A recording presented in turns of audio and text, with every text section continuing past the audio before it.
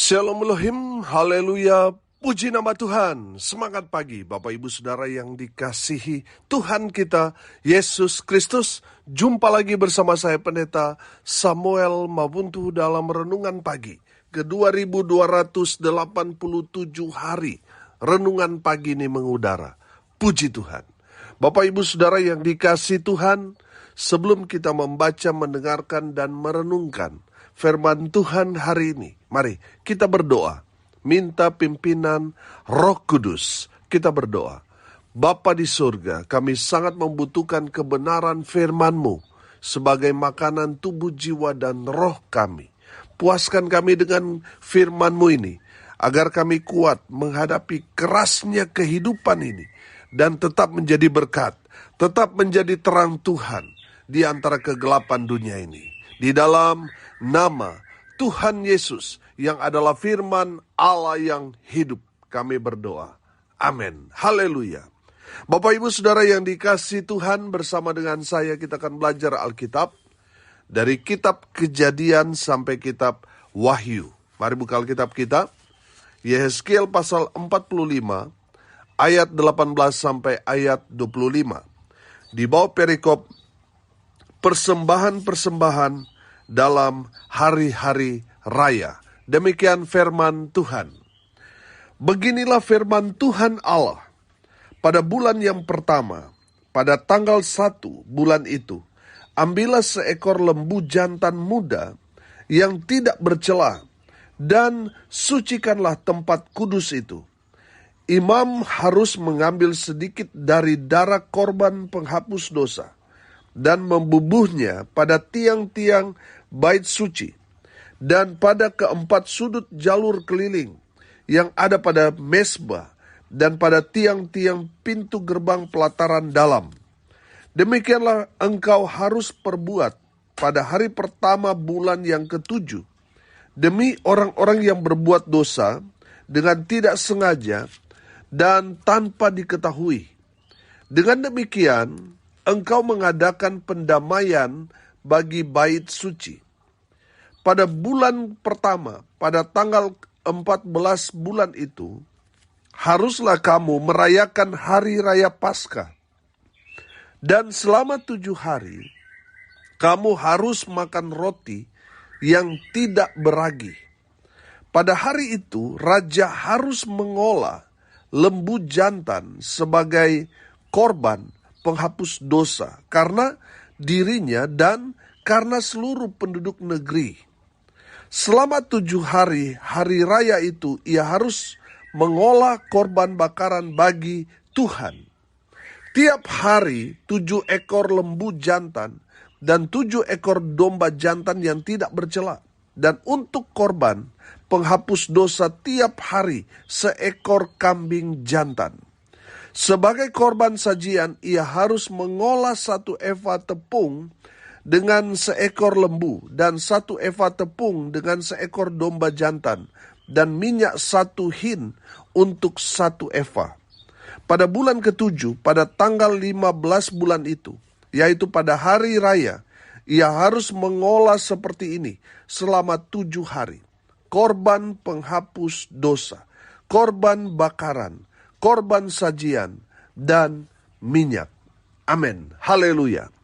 Bapak Ibu Saudara yang dikasihi Tuhan, dari firman Tuhan ini kita belajar bahwa seorang pemimpin rohani, dalam konteks ini seorang imam yang melayani di bait suci, dan firman Tuhan ini juga bicara kepada seorang pemimpin atau seorang raja. Nah, kita akan belajar apa tugas seorang imam. Seorang imam ini bertugas untuk melaksanakan ibadah. Sudah perhatikan bagaimana dia harus mengatur jalannya ibadah, tanggalnya, harinya apa, berapa yang harus dikorbankan, baik itu lembu, kambing, domba sebagai korban kepada Tuhan. Dia harus mengaturnya supaya ibadah itu dapat berjalan dengan lancar dan tepat serta benar. Amin. Jadi seorang imam ini memang ada pakemnya saudara, yang dia harus ikuti. Tidak boleh kurang, tidak boleh lebih. Harus tepat. Amin. Nah, Bapak Ibu Saudara yang dikasihi Tuhan, seorang imam, seorang pelayan Tuhan, dia harus belajar mendisiplinkan dirinya untuk mengerjakan pekerjaan Tuhan, untuk melayani Tuhan di atas segalanya. Nah, dia harus hidup juga dalam kekudusan, karena kalau dia tidak hidup kudus, saudara, dia akan mati. Kenapa? Karena yang dia layani Allah yang Maha Kudus, yang tidak kompromi dengan dosa. Makanya para pelayan-pelayan Tuhan, imam besar yang melayani di area ruang Maha Kudus, itu gak boleh sembarang orang masuk, saudara. Kakinya itu harus terikat dan ada gemerincing, supaya di saat dia bergerak, itu bunyi gemerincing, sehingga orang di luar sana dapat mendengar, oh masih hidup. Kalau gemerincing di kakinya sudah gak bunyi, artinya dia sudah mati. Dan tidak boleh ada orang sembarang masuk, saudara. Karena kakinya terikat, jadi harus ditarik dari kaki. Saking kudusnya ruang Maha Kudus itu, saudara. Jadi kalau ada seorang imam, sebelum dia masuk dalam pelayanan, mungkin ada perselisihan, ada rasa hati jengkel, dongkol, sakit hati, amarah, terus dia melayani di ruang Maha Kudus, lewat, saudara.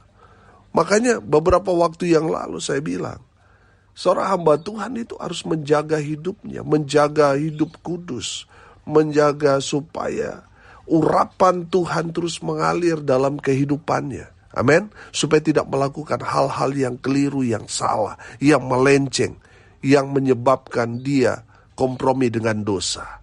Kalau sudah kompromi dengan dosa, bahaya. Apalagi seorang imam, seorang hamba Tuhan.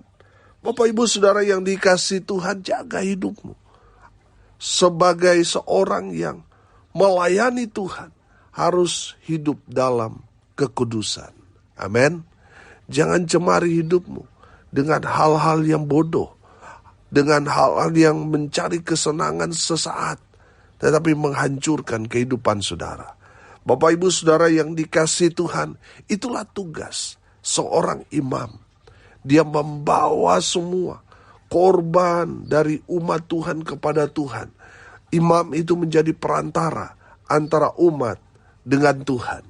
Nah, sebagai seorang imam, dia harus menjaga hidupnya supaya tetap kudus. Dia memelihara hari-hari untuk dia beribadah, umat Tuhan beribadah, memberikan korban, berapa jumlahnya, jam berapa, hari apa. Itu tugas dari seorang imam. Nah, kita lihat sekarang tugas seorang raja atau seorang pemimpin. Saya mau bilang, saudara, Bapak Ibu Saudara sekalian, kita semua anak-anak raja. Amin. Kita anak-anak Yesus Kristus Tuhan. Haleluya. Kita anak raja. Haleluya. Nah, saudara yang dikasihi Tuhan, tugas seorang raja, selain dia memimpin bangsa, memimpin komunitasnya, dia juga harus memiliki hati hamba. Amin. Nah, saudara lihat Tuhan Yesus, dia adalah raja di atas segala raja. Dia datang ke dunia ini dalam rupa hamba. Dia datang bukan untuk dilayani, tetapi melayani. Amin. Itu hebatnya. Itu teladan yang luar biasa yang Tuhan Yesus berikan kepada kita umat Tuhan. Saudara sebagai seorang pemimpin bukan dilayani, tetapi harus melayani. Artinya apa? Seorang pemimpin harus memiliki hati hamba. Ada berapa banyak pemimpin di dunia atau di daerah-daerah, saudara, mereka mau dilayani. Nggak usah tinggi-tinggi. Kepala desa saja, saudara lihat. Baru jadi kepala desa, waduh, jalannya saja sudah beda, saudara. Dan maunya dilayani.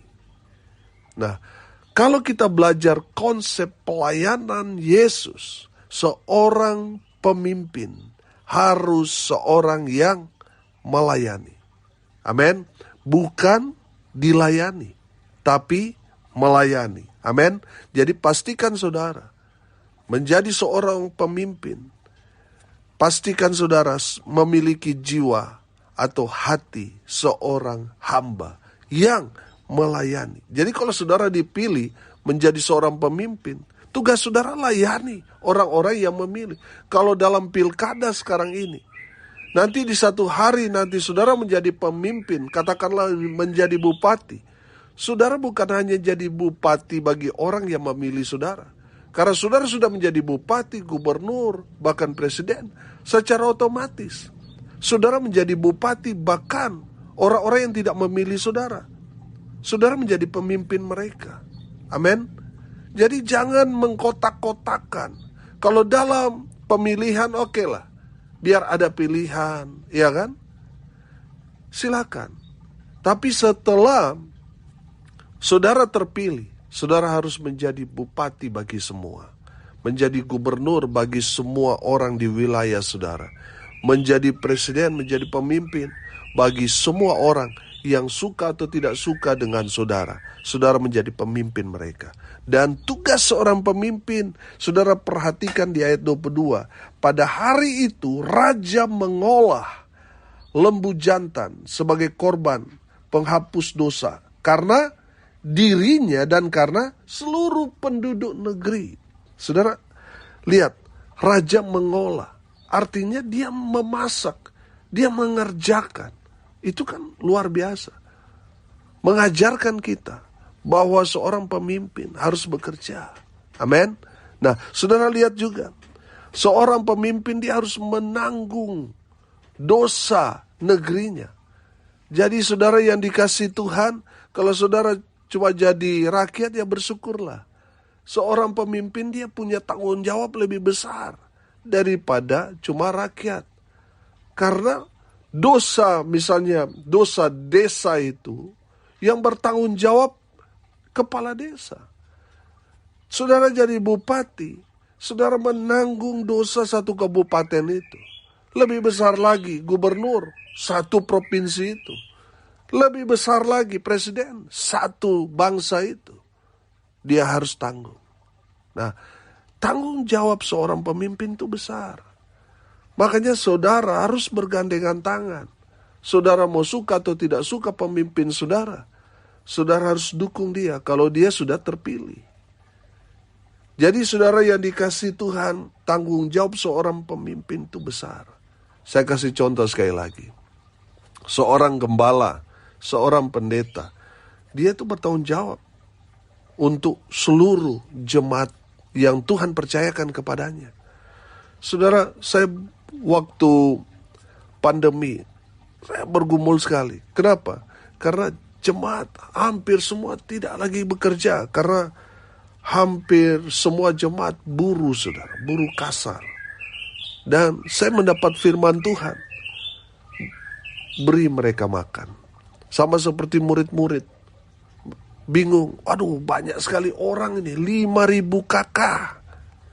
Dan mereka mengusulkan kepada Tuhan Yesus biar suruh mereka pulang karena sudah mau malam. Mereka mau cuci tangan. Mereka tidak mau repot. Tapi Tuhan Yesus berkata kepada murid-muridnya, beri mereka makan. Kamu harus memberi mereka makan. Firman Tuhan itu yang saya dapat waktu masa pandemi. Dan bersyukur bersama dengan pendengar setia kita galang dana. Dan kita bagi sembako, saya ingat sekali saudara, setiap bulan. Bagi kepada jemaat, kepada orang-orang di sekitar, kepada orang-orang yang bahkan yang tidak kita kenal. Kita bagi setiap bulannya. Dan semuanya betul-betul Tuhan yang sediakan. Amin. Nah, saudara, kalau kita menjadi jemaat, pergumulan kita yang kita pikirkan paling ya diri kita sendiri. Kalau kita sudah berkeluarga ya keluarga kita. Tapi kalau gembala Bapak Ibu Saudara sekalian memikirkan semua jemaatnya, pergumulan pribadi saudara, ya saudara sendiri yang rasakan. Tetapi saudara, gembala saudara merasakan semua pergumulan jemaat. Dia merasakan. Ketika ada yang sakit, dia juga turut merasakan. Ketika ada satu pergumulan, ada permasalahan, yang ikut memikir dan merasakan itu gembala saudara. Yang berjuang, yang berperang di dalam roh. Untuk jemaat, untuk Bapak Ibu Saudara sekalian. Jadi dukung hamba Tuhan saudara. Jangan tanduk-tanduk mereka saudara. Saudara yang dikasih Tuhan, support mereka. Kecuali mereka sudah mulai mengajarkan di luar kebenaran firman, saudara kritisi boleh. Tapi selama mereka melakukan kebenaran sesuai dengan firman Tuhan, tidak melenceng dari kebenaran Alkitab, saudara wajib mendukung hamba Tuhan saudara. Amin. Saudara yang dikasih Tuhan, dari firman Tuhan ini kita belajar bahwa seorang pemimpin, mereka harus memiliki hati hamba. Hati yang mau bekerja untuk umat Tuhan yang dia pimpin. Jangan seorang hamba Tuhan ya kerjanya hanya tidur, saudara. Ya tidak ada kerja apa-apa, jadi santai-santai. Tidak.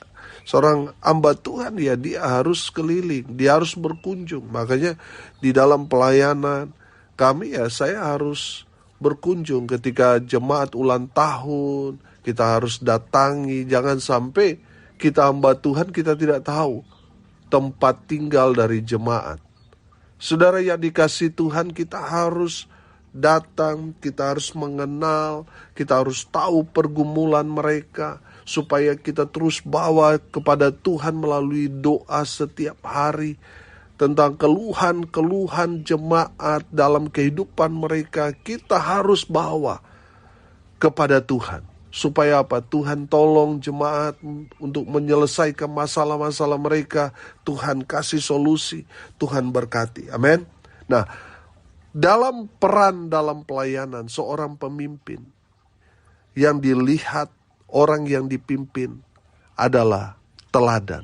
Makanya saudara yang dikasih Tuhan, saudara dituntut sebagai seorang pemimpin menjadi teladan yang baik. Amin. Jadi teladan yang baik. Supaya apa saudara? Orang-orang yang dipimpin itu menghormati saudara. Karena mereka kagum dengan teladan yang saudara berikan. Tapi kalau saudara tidak memberikan teladan yang baik, orang yang saudara pimpin juga tidak akan menghargai, tidak menghormati saudara. Karena hidupmu tidak jadi berkat. Nah, Bapak Ibu Saudara yang dikasih Tuhan, seorang raja, seorang pemimpin dihormati, disegani orang yang dipimpin karena teladan yang diberikan oleh pemimpin mereka. Bapak Ibu Saudara yang dikasih Tuhan, saudara sebagai majelis, sebagai pelayan, mungkin guru sekolah minggu, di youth, di pelayanan, di komsel, apapun yang dipercayakan kepada saudara, jadilah teladan yang baik. Supaya apa? Supaya orang-orang yang saudara pimpin itu, mereka terinspirasi dengan saudara. Saudara lihat, ada orang yang ingin jadi tentara, polisi, dokter, guru, dan lain sebagainya. Karena apa? Mereka terinspirasi dari tentara, dari polisi, dari dokter, dari insinyur, dan lain sebagainya. Karena mereka melihat teladan mereka. Jadi saudara yang dikasih Tuhan, jadilah teladan di dalam pelayananmu kepada orang-orang yang saudara pimpin, supaya orang-orang yang saudara pimpin juga terinspirasi oleh saudara. Mereka jadi sama seperti saudara. Amin. Atau mungkin mereka terinspirasi pelayanan saudara. Mungkin mereka beda disiplin ilmu, tetapi mereka memiliki hati seperti hamba, sama seperti saudara. Mungkin saudara sebagai pendeta ada yang pengusaha tetapi mereka memiliki hati pendeta. Amin. Haleluya. Saudara, mereka yang kita pimpin membutuhkan teladan dari orang yang memimpin mereka. Jadilah teladan buat mereka. Haleluya. Hari ini kita belajar tugas seorang imam, bagaimana dia mengatur, kalau dalam bahasa gereja, dia mengatur liturgi dalam ibadah. Apa yang harus dilakukan, dikerjakan, itu tugas seorang imam. Dan seorang raja, seorang pemimpin, dia memiliki tugas bahwa dia harus menjadi teladan. Dia harus menjadi contoh yang baik. Dan dia harus memiliki hati hamba. Pastikan saudara memiliki kriteria ini. Amin. Mari kita berdoa. Terima kasih Bapa di surga, sudah melawat kami melalui kebenaran firman-Mu. Berkati semua pendengar dimanapun mereka berada. Tuhan memberkati hidup mereka. Rumah tangga mereka diberkati. Usaha, pekerjaan, pelayanan mereka dibuat beruntung, berhasil dalam segala hal. Mereka yang sakit, Tuhan sembuhkan. Mereka yang lemah, Tuhan kuatkan. Hibur mereka. Yang saat ini sedang berduka cita, Tuhan memberikan penghiburan, kekuatan yang datang dari Tuhan Yesus. Hamba berdoa di dalam nama Tuhan Yesus. Biarlah berkat Tuhan terus memenuhi semua pendengar. Bapak Ibu Saudara yang dikasihi Tuhan, arahkanlah hatimu kepada Tuhan dan terimalah berkat dari Tuhan Yesus. Tuhan memberkati engkau dan melindungi engkau. Tuhan menyinari engkau dengan wajah-Nya dan memberi engkau kasih karunia. Tuhan menghadapkan wajah-Nya kepadamu dan memberi engkau damai sejahtera. Di dalam nama Tuhan Yesus yang adalah sumber segala berkat. Bapak Ibu Saudara yang percaya, diberkati Tuhan, katakan amin. Puji Tuhan. Bapak Ibu Saudara yang dikasihi Tuhan, kalau saudara merasa diberkati melalui renungan pagi ini, bagikan juga kepada saudara-saudara yang lain, supaya mereka juga diberkati. Karena untuk itulah kita dipanggil, untuk jadi berkat. Salam kasih dari Bali. Saya Pendeta Samuel Mabuntu. Sampai jumpa besok pagi. Tuhan Yesus memberkati kita semua. Haleluya.